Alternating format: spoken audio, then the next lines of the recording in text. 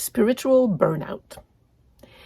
There seems to be so much pressure being put on us, or that we put on ourselves, about finding our true selves, about healing our inner child, about finding our highest destiny, about living a fulfilling life, about contributing something meaningful, about allowing, about surrendering, about being grateful all the time.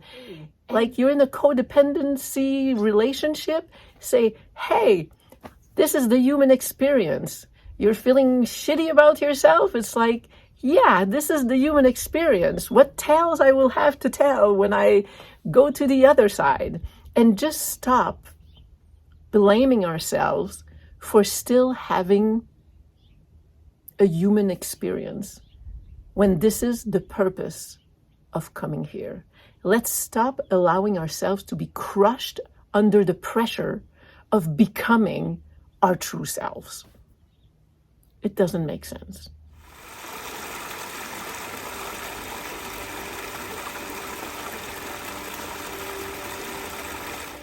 Hello, beautiful. So I'm coming with a conflicted mind and message here today. I've been, again, you're used to this now. I keep pushing off making these videos because my mind doesn't have clarity, and I'm wondering, what am I coming here to share if my mind keeps changing? But I keep sharing because at some point I figure if my mind is going through these things, maybe yours is too. So here's what happened. Last weekend, or last weekend, whatever, I had a workshop, an event with a spiritual speaker, a coach that I really, really like. And I was waiting for my big breakthrough during the weekend. And through the weekend, I got a little frustrated inside, even though I got plenty. And some things happened that were great, and I had sort of breakthroughs. But after the weekend, I felt like upset. I felt like something wasn't right, and I just kept kind of sitting with it. And on the Tuesday morning, I had a friend call me in the morning because she was going through things. And as we were talking, we kind of purged our frustrations about how we were feeling. And a lot of it has to do with spiritual burnout. There seems to be so much pressure being put on us, or that we put on ourselves, about finding our true selves, about healing our inner child, about finding our highest destiny, about living a fulfilling life, about contributing something meaningful, about allowing, about surrendering, about being grateful all the time. And I've come to reach a point where I actually profoundly felt this is too much for me. This pressure, along with the fact, and that was kind of the tipping point for me, if you will, the fact that, as many of you know, I'm in a place where I need to create a business that is meaningful, that I'm going to create not from lack, but from calling. And I have to start making money relatively short amount of time. And every month that goes by, that's not happening. The pressure is building and building. And I'm pressuring myself to say, Annie, you have to surrender more. You have to allow more. Once you let go, life will fill this in. Money is unimportant. As soon as you surrender, life is going to fill you up with it. Well, what I've come to realize is that I'm not there yet. I've been working and working at it, but the truth is, the pressure is too much for me. I am not enlightened enough to be able to surrender and to fill my days with peace and just do what I have to do and trust. I can't do it. It's beyond me. And the moment that I allowed myself to feel that, I was liberated. I felt a sense of freedom and relaxation, and actually a sense of surrender in accepting my current limitations of how enlightened and not enlightened I am. So along with that, when my friend and I were talking, we were saying at some point, we were really like in a rebellion. So bear with me. I won't tell you the worst things that we said, but it was a great conversation. But we were wondering.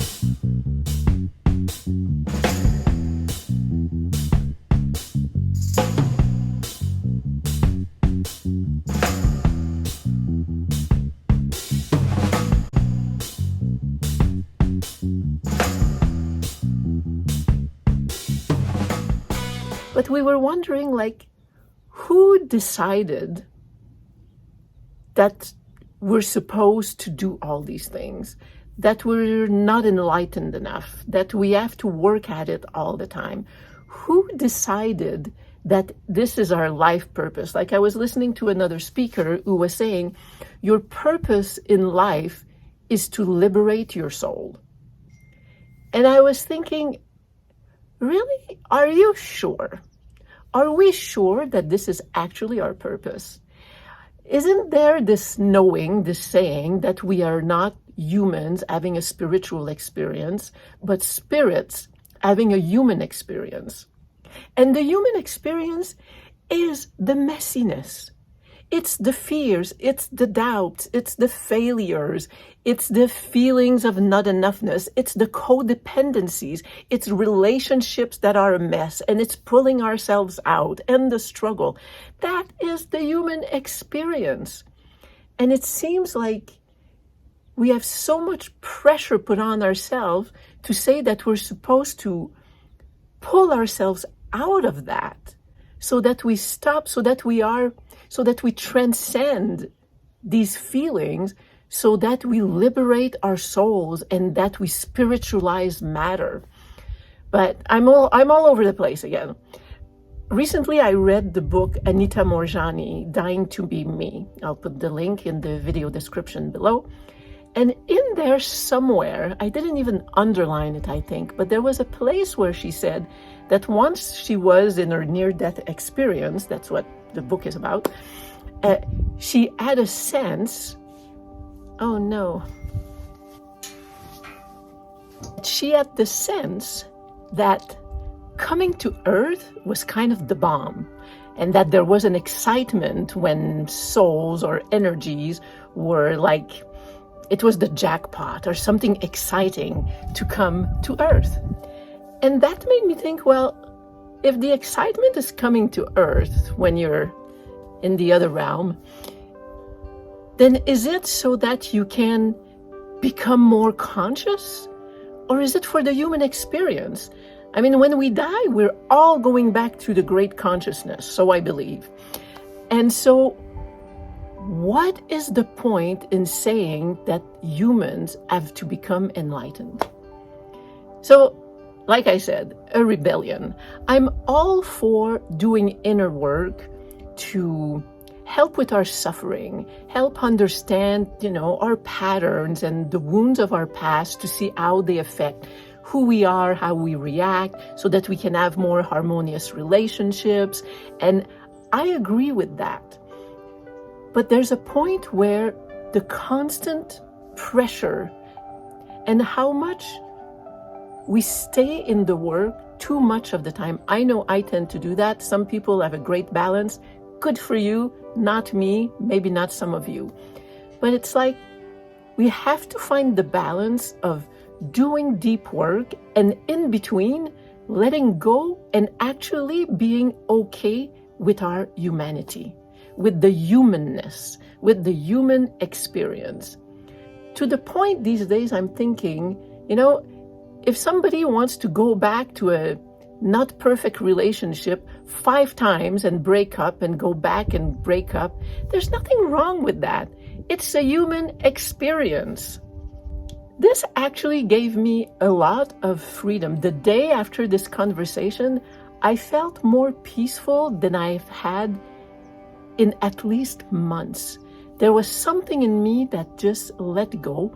And for me, the biggest pressure right now is this idea that I have to create a business that is fulfilling, contributing good to the world. And coming from the true me, like I said, and not from lack, but from a calling, but that's going to generate a lot of money in a really short amount of time. And it's like, go to it, Annie, but surrender in order to go there. Anyway, while living in Sedona, renting Airbnbs, and just the cost of living being way too high. So what it did to me is that it opened my mind up and the possibilities of seeing this I know is too much. At some level, it's kind of paralyzing me in my work because it's taking too much real estate in my brain. The fear and the countdown of days and weeks that I have is too much. So I'm actually contemplating how crazy as it sounds, and it might not come through, but it is what I'm thinking, that maybe I'll move to like South America or Central America for a while, stretch the amount of time that my money can buy me, and then just start doing my work in a way where I feel this freedom to do it inside of me and not from a place of fear and a place of lack. Now, maybe because I'm opening up to this, and now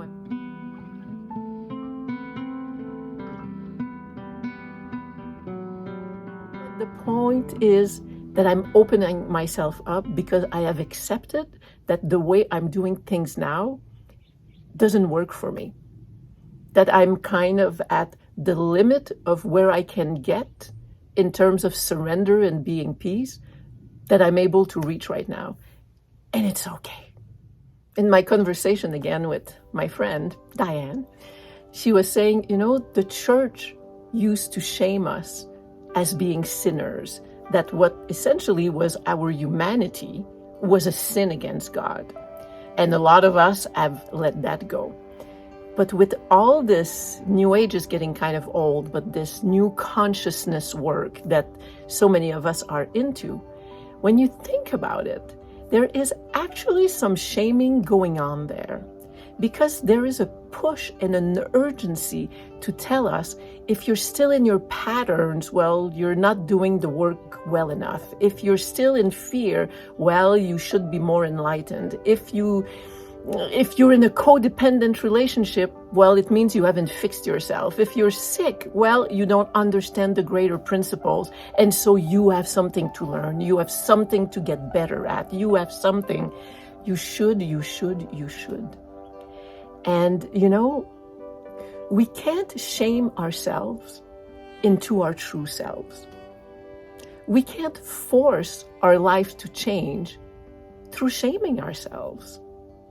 It's only through accepting and yes, surrendering. But the way now I'm looking at surrender is accepting where we're at and being okay. Like you're in a codependency relationship, say, hey, this is the human experience. You're feeling shitty about yourself. It's like, yeah, this is the human experience. What tales I will have to tell when I go to the other side. And just stop blaming ourselves for still having a human experience when this is the purpose of coming here. Let's stop allowing ourselves to be crushed under the pressure of becoming our true selves. It doesn't make sense. So that's where I am these days. Not chronic illness, not HSP, although I will argue that probably when we are people living with chronic illness and or are highly sensitive people, that this self-analysis and self-blame is probably heightened because we've kind of trained for it. When you have chronic illness, you think something's wrong with you, something's wrong with your body, that you're not up to par with what others can do and what you can't do and you wish you could do. And when you're HSP, well, you've grown up all your life being told you're too sensitive, you're too analytical, you're too this, you're too that, you're too expressive. So we kind of already have a propensity to blame ourselves and to say, if I am like this, there is something wrong with me. So in a way, see how I did that? I brought it back to chronic illness and HSP because it's my life. Whew. Okay. I didn't know what to do with all these thoughts, but here you are. Here I share. Let me know what you think. Let me know if you resonate. If you resonate, give me a like, write a comment, subscribe, encourage me. I need it. I love you. Relax. You're human, and this is what you're here for. Having a human experience. You're okay, just as you are.